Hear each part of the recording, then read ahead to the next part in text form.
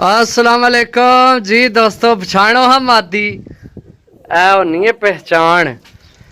यकीन करो या ना करो, यकीन करो या ना करो। मैं कदे कसम नहीं चाही, लेकिन मैं कसम चाह के आख सकना कि मैं हूँ आया जेलम तू जेलम गए असा ते ए दरवाज़ा खुले है साढ़े अन्ना कबूतरा ना। ते ए ओही मादी है जेड़ी मैं इधरू कढ़ के ते तुहाडे सामने डाई सी। ए होनी है पहचान। तो अल्लाह ने हुक्म नाल जनाब आइयो जियां कितनी दफ़ा असी तजर्बे किते जनाब, अल्लाह ने हुक्म नाल कामयाबी मिली है। मादी ने तुहानू फिर शो कराने आ जेड़ी मादी मैं कड्डी सी बाहर। सही है, ए मादी आ गई है जनाब। सही है, ए चेक करो, चेक करो। हाँ ओही मादी है। सही है, चेक करो जनाब। जी दोस्तों चेक करो जनाब, हूँ मैं पकड़ के आराम सकून सामने तुहाडे आंदी है। पिपलां वाली मादी है। बड़े यकीन सी इस मादी दा कि मैं कड़ साइंस की जनाब जिथे मर्जी जाए आपसी साढ़े घर ही वापस। ते अगले दिन तजर्बा किया सी ओ पट्टी वाली ना, ते ओ कड्डी सी निक्के इस खाने विचों, ते ओ भी घर आई है। ये कड्डी है ते ए भी घर आई है। वीडियो बनाई है मैं पहला, जिन्ना भरावां तक्की है इन्ना इसनी वीडियो उन्हें की पता है इस मादी ने जी मैं कड्डी है बाहर। अच्छा दोस्तों मादी बड़ी अच्छी है, बहुत अच्छी है। मादी नी ना पिठ थोड़ी खराब हुई है, ये चेक करो। सही है, पिठ ना मसला से ते मैं जनाब कढ़ छोड़ी है। मादी इतनी अच्छी है कि मैं तुहानू दस ना सकना। अल्लाह ने हुक्म ना जनाब बच्चे भी इसने ले होवन ना, तो बच्चे ढावे भी तो घर भी आना है। इतनी अच्छी नस्ल है।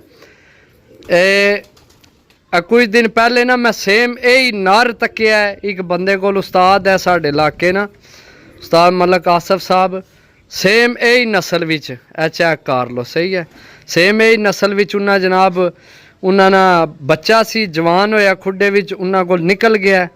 तो कम से कम 2 to 3 दिन बाद उन्हें दसिया कि वापस आया। मैं वीडियो देखी है उन्होंने। तो अल्लाह ने हुक्म नाल जनाब वो सामने छत है, उत्थे बच्चे आए न, मैं लैके आया बच्चे उन्होंने वास्ते। तो सईद एंड आदल भट्ट ए जीवने जागने गवाह न कि मैं जेड़े बच्चे आन के दिते न उन्हें बन्ने न। एक बच्चा मैं बन्नण ही नहीं दिता उन्हें की।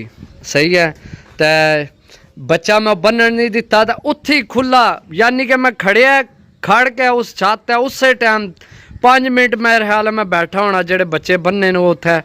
बाकी मैं उत्थे बच्चा इं ही छोड़िया। तो अल्लाह ने हुक्म नाल उड़ के बच्चा उन्होंने घर वापस आया।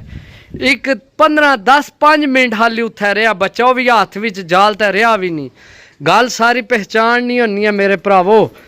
ये समुंदर है, समुंदर ए समुंदर है। हर बंदे की नहीं समझो। तो साडा रोज़ ना काम है, मामूल ना काम है। दिहाड़ी कितना कबूतर साढ़े को आमना। तो जनाब अल्लाह ने हुक्म नाल असी जेड़ा कबूतर लैके आमने, मैं मेरा ख्याल है कि जेड़े भरा वीडियो देखण लगे होने न उन्होंने जे अगर किसी की यकीन नहीं, मैं एक छत है 40 कबूतर दिता है सियालकोट विच। तो 40 ना 40 लग के उन्हें जनाब गोल करके डकिया। उन्हें फिर अगू उन्होंने को किसी दोस्त साढ़े को नंबर लैके उन्हें भाई ना दिता उन्होंने वास्ते कबूतर जी इतने चाहिए। तो जितने कबूतर उन्होंने को गए सारे लगे। तो अलहमदुलिल्लाह जेड़ी छत्ते का कबूतर जा रहे हैं साडा नाम बन रहा है। साडी मेहनत है जनाब भरावां वास्ते।